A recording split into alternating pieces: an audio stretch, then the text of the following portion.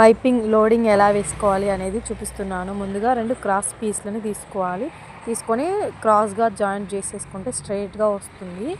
One side పాదం set చేసుకోవాలి. 12వ number thread తీసుకొని వన్ సైడ్ ఇలా చూపిస్తున్న విధంగా స్టిచ్ వేసుకోవాలి. నెక్ చుట్టూరా 1/2 ఇంచ్ గ్యాప్తో వేసుకోవాలి.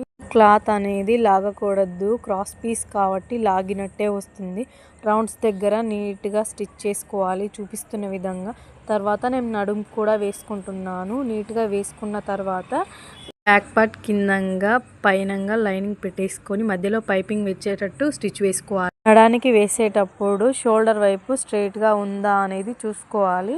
రాకుండా నడుముకు కూడా స్టిచ్ వేసుకొని రౌండ్ చుట్టూ ఇలా టక్స్ పెట్టుకోవాలి. తర్వాత దాన్ని తిరగలా తీసేసుకొని నీట్గా పైపింగ్ పక్కనే స్టిచ్ పడేలా చూసుకుంటూ వేసుకోవాలి. ఇలా వేసుకుంటే బొటిక్ స్టైల్లో వచ్చినట్టు వస్తుంది. చాలా నీట్గా